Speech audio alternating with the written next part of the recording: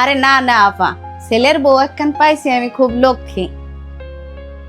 মা আমি কলেজের জন্য বের হলাম। এই তো দেখো। আসসালামু আলাইকুম চাচি। ওয়ালাইকুম আসসালাম মা। তুমি কি পড়াশোনা করো? জি চাচি। আচ্ছা আচ্ছা, কি পড়তে চাও মা? এই তো এবার মাস্টার্স কমপ্লিট হয়ে যাবে। যাক মাশাল্লাহ মাশাল্লাহ। মা আমি দুপুরের জন্য রান্না করে রাখছি।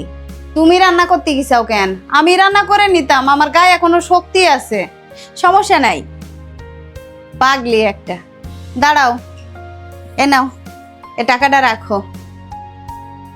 টাকা কি করব মা? রাখো। লাগবে না, আমার কাছে আছে। তোমার কাছে আছে, থাক, এটাও রাখো। লাগবে না, কলেজে যাও, লাগে নাও। ঠিক আছে মা, ঠিক আছে, সাবধানে যাও, আমি আসছি। বৌমারে তো কলেজে পাঠাচ্ছাও, কলেজে কত ছেলেপিলি থাকে, কত মানুষের সাথে মেশবে। আজকাল শিক্ষিত মেয়েদের দিয়ে বিশ্বাস নেই। লেখাপড়া শেখবে, এই লেখাপড়ার নাম করে যেই কলেজে বন্ধু বান্ধব বানাবে, পরে যে একজনের হাত ধরে চলে যাবে। কি বলতেছ তুমি এটা আপা? তা আপনার ছেলের বউ যে এর আগেরটা ভেঙে গেল, কি জন্য ভেঙে গেল? আপনার ছেলের বউ তো আর কলেজে পড়াশোনা করতো না, আপনি তো পড়াশোনা করতে দেন না, তাহলে ভেঙে গেল কেন? শোনেন আপা, যে যাওয়ার সে এমনি চলে যাবে, তার ওই কলেজ পড়ুয়া বউ হওয়া লাগবে না। এরকম কত বউ আছে সংসার করে, লেখাপড়াও জানে না, অথচ আরেকজনের হাত ধরে চলে যাচ্ছে। এই জন্যই আন্দাজে কথা বলতেই হয় না। আপনি যে আন্দাজে আমার বৌমা নিয়ে এইসব বলতেছেন, আপনি জানেনও কেমন? আচ্ছা ঠিক আছে, আমার বৌমা তো আমি বুঝবানে। ভালো কথা বললেও সমস্যা। থাকলাম না, বসলাম না, তোমার এখানে এসে দুদণ্ড যে বসবো, তা একটা কথা বললে তুমি ছাদ করে ওঠো। চলে গেলাম আমি। মা কি ব্যাপার বৌমা, কি হয়েছে? আমার আম্মু না অনেক অসুস্থ। কি বলো, তোমার মা অসুস্থ? আমি গিয়ে কয়দিন থাকতে চাচ্ছিলাম। হ্যাঁ তো যাবা, থাকবা, এটা পরে জিজ্ঞাসা করার কি আছে? তোমার মা অসুস্থ, তোমার তো যাইতেই হবে। আমি তো বলি তোমার যে কয়দিন মনে চাই, তোমার মা সুস্থ না হওয়া পর্যন্ত থেকে আসো। কুকারে কি বলছো? হ্যাঁ মা, আমার কথা হয়েছে আপনার ছেলের সাথে।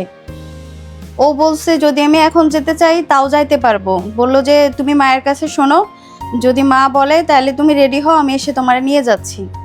তাহলে এক কাজ করো, তুমি রেডি হও, কুকারে আসতে বলো, এখনই বেরোয় যাও, দেরি করে না। জি মা, ঠিক আছে, এখনই বেরোয় যাও, কুকারে ফোন দাও, এসে নিয়ে যাক। কি ব্যাপার আপা, তোমার বৌমা কি কোনটি যাচ্ছে নাকি? বৌমা বাপের বাড়ি যাচ্ছে, ওর মা অসুস্থ। ও, আমার বৌমারে আমি বললিও যাইতে দিই না। অত সহজ নাকি বাড়ির কাজ ফেলাই দিয়ে বাপের বাড়ি ঘুরে বেড়াবে? মা আমি তাহলে বের হচ্ছি। ওই তো। আরে চাচি, আপনি কখন আসছেন? এই তো মা, কিছুক্ষণ হলো আসছি। আপনার জন্য চা বানাই দিয়ে যাই? আরে না না, তোমার চাচিরে আমি চা বানাই দেবো না, তুমি যাও দিনি। ঠিক আছে মা, আর আমি কিন্তু আপনার জন্য রাত্রের দুপুরে রান্না করেও রাখছি। এ বৌমা দাঁড়াও দাঁড়াও, এ নাও, এই টাকাগুলো নিয়ে যাও। আপনার ছেলে নিচে দাঁড়ায় রয়েছে। টাকা কি হবে মা?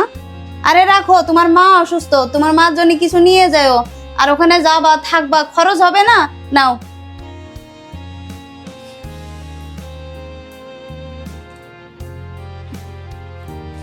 মা আমি তাহলে আসি। আচ্ছা সাবধানে যাও। আপা ছেলের বউর সাথে যা করতেছ না, এরপরে ছেলের বউ তোমার মাথায় উঠে নাচবে। এই যে বাপের বাড়ি যাওয়ার সময় টাকা দিচ্ছাও, এটা দিচ্ছাও, ওটা দিচ্ছাও, তোমারে কি দেশে? আচ্ছা আপা তুমি আসলে এই করো কেন? আমার ছেলের বন্যে তোমার কি সমস্যা? কদিন আসলেই তুমি এইগুলো নে পড়ে যাও। এই যে ছেলেটা বিয়ে করালে, ওর শ্বশুর বাড়িতে কি দেশে? বিয়ে বাড়ি থেকে কি নেব বলেন তো? সেই লোকটা তো তার সব থেকে আদরের, সব থেকে মূল্যবান জিনিসটাই আমারে দিয়ে দেছে।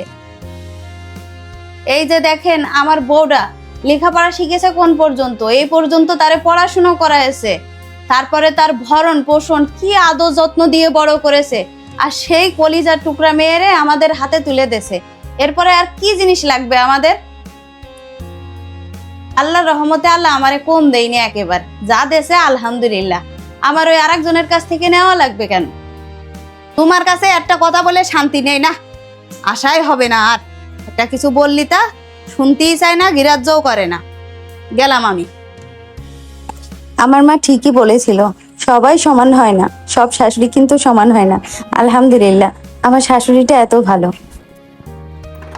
কি ব্যাপার আপা, আপনার এই অবস্থা কেন? কেডা তুমি? আরে আমি। ও বাবা তুমি, আপনার এই অবস্থা কেন? আপনি আসেননি অনেকদিন ধরে, এই জন্য ভাবলাম কি হলো না হলো একটু দেখে আসি। ভালো নেই, আমি ভালো নেই, আমার শরীর ভালো না। আল্লাহ আমারে শাস্তি দিচ্ছে। আমার ছেলির বউ আমারে রেখে সবাই চলে গেছে। বলেন কি, আলাদা বাসা ভাড়া নিয়ে থাকে। আমার একটু খোঁজও নেই না, ওষুধ পানি কিনে দেয় না, ঠিক মতো খাওয়া দেয় না। আমি যে কি কষ্টে আছিবু। এই জন্য তো আপনার আমি সব সময় বলতাম আপা যে ছেলের বউর সাথে এরকম করেন না। আজকে দেখেন অবস্থা। আমি ভালো আছি, খুব ভালো আছি। আমার ছেলের বউ সরকারি চাকরি পেয়েছে। ছেলে চাকরি করে, ছেলের বউ সরকারি চাকরি পেয়েছে। খুব শীঘ্রই ওরা ফ্ল্যাট কিনবে। আমারে অনেক যত্ন করে আমার ছেলের বউ। এ দেখেন না, কয়দিন মাজার ব্যথায় নড়তে পারছিলাম না, নিজে নিয়ে গেছে ডাক্তারের কাছে। কিন্তু আপনার অবস্থা দেখে আমার খুব খারাপ লাগছে। এগুলো সব আমার শাস্তি।